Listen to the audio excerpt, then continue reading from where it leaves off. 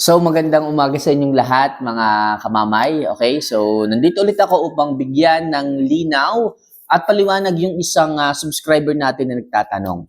Okay? So ang tanong niya, Idol, pwede mo bang bigyan ng paliwanag kung ano yung tinatawag na Bully Boy injectable supplements? Okay? So mga kamanok, hinanapan ko po yan ng sagot at isinulat ko po yun sa isang kapirasong papel para po maibigay ko sa inyo ng kumpletong detalye kung ano ang nakita ko dito kay Bully Boy. Actually, ang dami ko naririnig at ang dami na rin nagbibigay nito sa kanilang mga alaga at ang dami ng feedback na maganda raw po ito sa ating mga alaga. And well, let's see kung maganda nga ba at anong tinataglay na mga ingredients o nutrition fact nitong Bully Boy na to, kung bakit ang dami nga nang naririnig kong good feedback dito. So, inilagay ko po lahat ng detalye dito, lahat ng aking nalaman at nagulat din po ako sa ganda nga nito.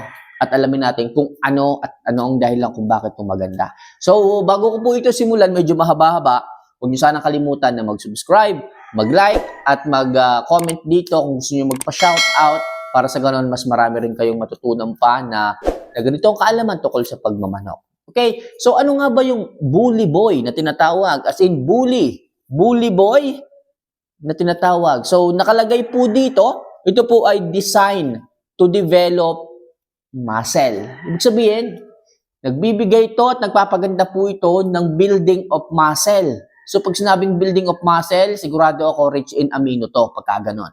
Amino acid po, si protein po, yun po ang pagkain ng muscle.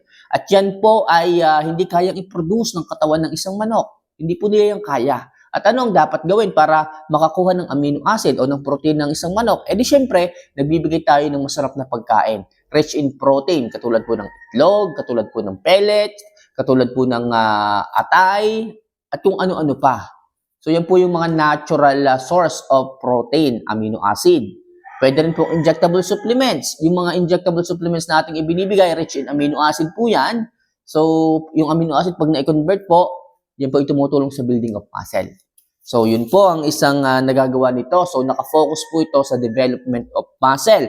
And also, meron din siyang support blood production. Ibig sabihin, pinapaganda po niya ang sistema, ang daloy ng dugo, ang sirkulasyon ng dugo sa buong katawan ng isang manok. At ano po ang magiging bunga kapag maganda po ang blood circulation ng isang manok? Ibig sabihin, pag maganda ang sirkulasyon, mapula po ang mukha, maganda ang balahibo, okay? Yung mga mata namumula-mula, ibig sabihin, healthy po yung manok.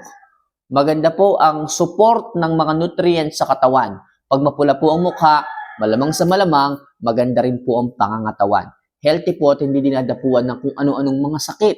At yung mga manok, sisiw man yan, inahin man yan, pag nakita nyong putlain, ibig sabihin nun, kulang po sila sa mga vitamin B.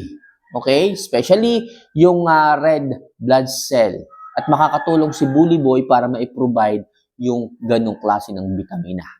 Okay, yung red blood cell para mapagandang sirkulasyon, kaya rin pong ibigay yan ni Bully Boy. So, nakalagay din po dito, help muscle growth and repair. Ayan, so sa mga tandang natin, kung tayo ay nagbibigay ng workout and exercises, alam naman natin na napakahalaga niyang mga workout and exercises na yan pagdating sa ating mga alaga, pagdating sa healthiness nila, kailangan din po nating bigyan ng suporta nitong Bully Boy. Para sa ganon, ma-repair po nung maayos. Kasi pag nagwa-workout sila, nag-exercise sila, yung mga muscle po nila nadi-destroy or napupunit po yung mga tissues. So kapag nabigyan po natin ng Bully Boy, sabi ko nga, rich in amino acid ito, rich in red blood cell po ito, mas magiging maganda po ang sirkulasyon ng buong katawan while nagbibuild siya ng muscle. Nagre-repair at nagbibuild ng muscle. So, napakaganda po nitong supplementong ito kapag ganun po ang kanyang kayang gawin. Alright? Meron din po ditong anti-stress and boost immune. Ayan nga, sinasabi ko mga kamanok. Kapag sila ay galing sa workout and exercises, hindi may iwasan na may stress. Hindi may iwasan na bumaba ang immune system. Kasi po, napapagod po sila. Nai-stress po sila kasi napapagod eh. Pag napapagod, humihingal, nandun po yung pagdapo ng mga sakit kapag bumagsak ang immune system. Pero hindi po yan hinahayaan ni Bully Boy. Tinataas po niya ang immune system para kahit sila ay medyo napapagod, gumaganda po ang sistema ng manok. Tumataas po ang immune system, hindi dadapuan ng sakit, At syempre, hindi rin po nai-stress. Yung ibang kasi nai-stress namamayat, bumabagsak ang pangangatawan, dahil nga po rich in amino acid and help to develop muscle, habang nagwo-workout kayo, mas gumaganda ang pangangatawan, mas nagiging healthy yung isang manok. Maganda pala to, no? And also, appetite and metabolism. Yes, while workout and exercises is present, so mas gumagana yung pagkain nila. Mas tumataas yung appetite at mas bumibilis ang panunaw. Alam naman natin mga kamanok, napakahalaga po ng appetite, ng panunaw ng isang manok pagka tayo nag-aalaga. Tatandaan nyo yan. Sabi nga ng mga Amerikano, yung mga healthy mga manok, sila po yung mga manok na tumutunog ang patukaan kapag kumain. Doon mo malalaman kung sino yung malalakas kumain, kung sino yung magagana kumain, sila yung mga manok na healthy. Kahit sabihin natin ang katawan nila hindi pa ganun fully developed, basta magana kumain, makikita mo, healthy yung manok. Pero yung isang manok, sabihin natin maganda pang katawan, pero kung kumain til-til na ganun, hindi po sila healthy kahit maganda ang katawan. May something na mali sa loob ng sistema ng manok. Kaya kailangan natin magbigay ng bully boy para ma-develop yung metabolism, yung appetite, mahalaga. Nakakatuwa kasi. Pag nakita mo yung manok na ang gana kumain, nakakatuwa. Pero kung ang manok mo, til-til kung kumain, parang paano lang, pasundot-sundot lang ang tuka, sabihin, hindi po siya healthy. May something na mali. Anong dapat gawin? Kailangan yung i-priming muli yan. Alright? So next. Oh my God, ang dami na ito. So meron siyang methionine and lysine. So yun po yung dalawang components ng amino acid. Okay? So ulitin ko, methionine and lysine. Siya po yung dalawang component ng amino acid. Siya po yung bumubuo ng amino acid para po siyang maging pagkain ng muscle. So may present po yung bully boy na ganung dalawang factor para talagang pasok na pasok at mas dumami yung amino acid sa katawan ng manok.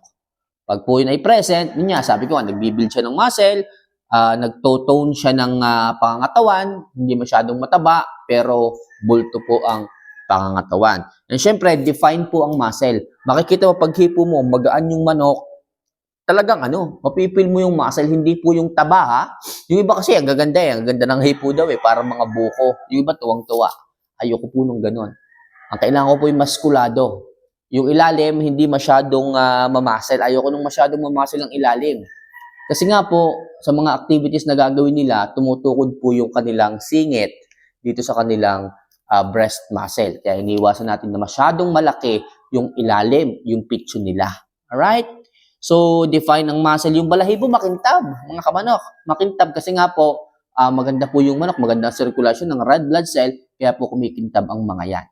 Naglalabas po siya ng oil na talagang makikita nyo parang basang-basa palagi ang balahibo ng manok. Pero hindi po, yun po yung natural oil na galing sa featherings ng ating mga manok. Okay? So, hindi rin po sila madaling mapagod. Okay, ibig sabihin, hindi po sila nai-stress kaagad. Yung iba kasi, konting workout and exercises, kita mo, hinihingal kaagad Yung iba diyang mga newbie nakaka-relate. Which is, pagka ganun, mabilis pong mapagod yung manok. Ibig sabihin, madali po silang may stress. Hindi pa po ganun ganda yung kanilang sistema. Need nyo pa talaga silang something na i-workout pa ng mas matagal. At sigurado ako, mataas pa yung moisture level sa katawan ng manok. Kaya po madali pa po silang hingalin. Pero sa tulong nitong bully boy, naiiwasan po natin yung sobrang pagkahingal dahil nga po napapaganda po nito ang red blood cell circulation sa loob ng sistema ng ating mga manok. Okay? So, iniiwasan po nito yung mabagal lumaki. Okay? So, syempre, pagdating sa ating mga 6 months old, 7 months old, kapag nakikita nyo yung pangangatawan hindi pa rin fully developed, magbigay kayo ng bully boy para mapansin nyo, mas maganda po yung development ng pangangatawan nila. Okay, kasi nga po, rich in amino acid, mas binibigyan niya ng focus yung muscle development, kaya kahit medyo bata pa yung manok, kahit stag pa yung manok, nakukuha nyo na po kaagad yung ganda ng pangangatawan na hinahanap po ninyo sa isang manok. Alright, kasi yung iba, inaabot pa ng 2 years bago makuha talaga yung bultong pangangatawan, pero sa tulong nitong bully boy, kahit sila yung mga 6 months, or 7, 8, or 1 year, makikita mo, bulto na kaagad yung pangangatawan. Tatandaan nyo, wag po masyadong mataba. Ang kailangan natin dito is lean muscle. kailangan po natin dito is define ang muscle, hindi po yung define talaga yung mga pitch. So, ayoko po nung ganun. Ayoko po nung masyadong bulto ang ilalim. Yung ibabaw, okay lang. Okay lang na malapad ang balikat, pero yung ilalim, ayoko po na masyadong makapal din po. So, yun lang po mga kamanok. Overall, napakaganda pa lang itong Bully Boy kasi nga, it focus sa muscle development. Yun lang masasabi ko mga kamanok. Maayos to, maganda. Subukan niyo po kung payat yung mga alaga ninyo, kung kayo is nag-iisip kung ano bang injectable supplements ang maaaring may bigay sa inyong mga alaga, why don't you try Bully Boy? So, see you for our next vlog mga kamanok. Kung gusto niyo pa ng ganitong klase ng advice, ganitong klase ng topic, ganitong klase ng video tungkol sa pagmamanok, nandito lang ako. Alam ko maliliit na tips lang to, pero sigurado ako napakalaki ng maitutulong nito pagdating sa inyong mga alaga. So, once again, see you for our next vlog. Mahal ko po kayo.